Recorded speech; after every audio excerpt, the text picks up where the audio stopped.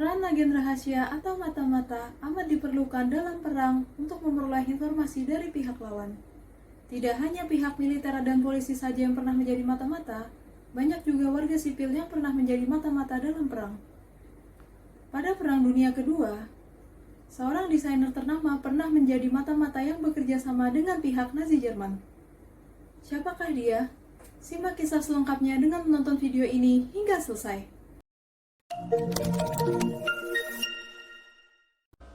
Berkat gaun hitam pendek, setelan blazer modern, dan parfum Chanel nomor 5 yang diciptakannya, Coco Chanel dianggap berhasil mengubah selera busana untuk wanita modern abad ke-20.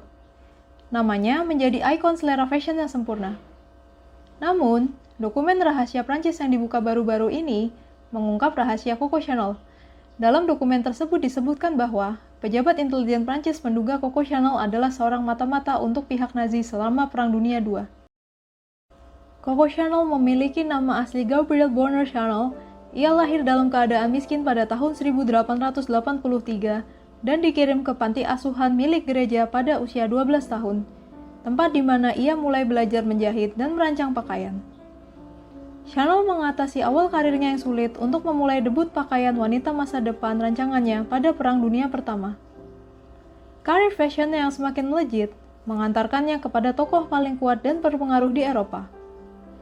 Ia semakin sering berinteraksi dengan tokoh-tokoh seni seperti pelukis Pablo Picasso dan Serge Diaghilev. Ia berteman dengan Winston Churchill dan Hugh Richard Arthur Grosvenor yang merupakan Duke of Westminster. Kedudukan dan koneksi Chanel yang menonjol membantunya mendapatkan kembali kendali atas hidupnya pada saat sulit, yaitu ketika pasukan Adolf Hitler mulai memasuki Prancis pada akhir tahun 1930-an. Setelah Nazi menguasai Paris pada tahun 1940, Coco Chanel bersembunyi di Hotel Ritz, yang merupakan kantor pusat Nazi di Paris.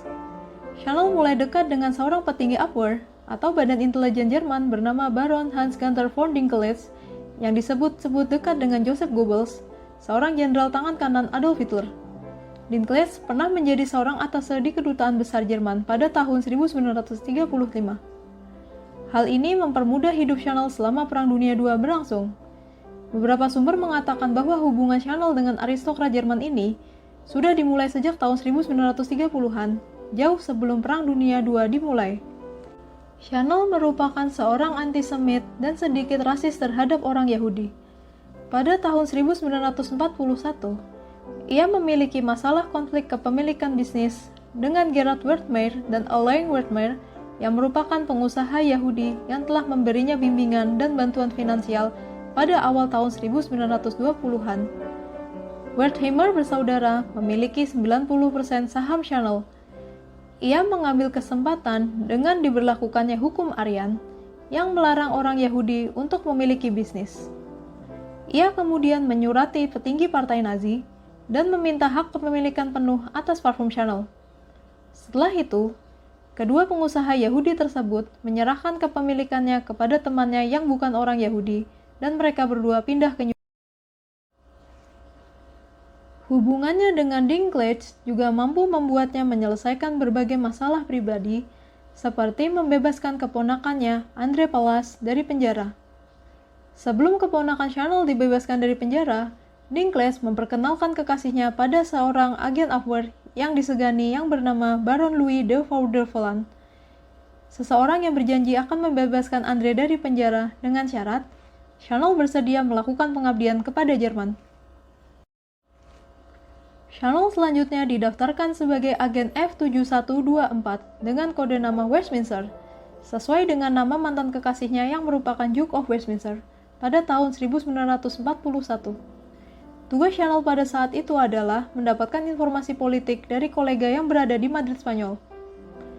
Ia juga ditugaskan untuk mencari informasi seputar tentara sekutu di Paris untuk dilaporkan langsung kepada Joseph Goebbels. Selama perang, ia menjalankan misi sebagai agen Abwehr untuk Madrid dan Berlin. Selain itu, ia juga mempengaruhi dan merekrut orang-orang untuk bekerja kepada Nazi Jerman. Coco Chanel ikut serta dalam penyusunan strategi Third Reich untuk mengontrol Madrid. Ia bertindak sebagai pembawa pesan dari Badan Intelijen Asing Hitler kepada Winston Churchill untuk mempengaruhinya agar mau bernegosiasi dan mengakhiri perang dengan Jerman. Suatu saat akhir antara tahun 1934 dan awal 1944, ketika Jerman memulai mengalami kekalahan dalam Perang Dunia II, Chanel direkrut untuk misi lain oleh Jenderal Walter Schensberg dari SS. Operasi tersebut dinamakan Operasi Modelhut atau topi model dalam bahasa Jerman. Ia menggunakan hubungan pribadinya dengan Winston Churchill yang baru saja menjabat sebagai Perdana Menteri Inggris untuk menyampaikan kabar bahwa banyak perwira SS senior yang sedang berusaha mengakhiri pertumpahan darah. Chanel mengatur pembebasan Vera Lombardi, teman dekatnya, dan Churchill dari penjara Italia. Mereka pergi ke Madrid dengan Dinklage, di mana Lombardi diperintahkan untuk menyerahkan surat Chanel kepada Churchill di Kedutaan Besar Inggris. Pada tahun 1944, ia masuk dalam daftar pencarian orang akibat kerjasamanya dengan pihak Nazi yang merupakan musuh Prancis. Setelah perang berakhir, ia kembali diinvestigasi dan melarikan diri ke Swiss untuk membebaskannya dari segala tuduhan. Ia kembali lagi ke Prancis pada tahun 1954 untuk membangun kembali bisnisnya. Sekembalinya ke Prancis, Presiden Prancis saat itu, Charles de Gaulle, memutuskan untuk melanjutkan pemeriksaan kepada Chanel. Meski begitu, ia tidak diadili atas dugaan pengkhianatan. Ia menjalani hidup normal dan meninggal pada tahun 1971.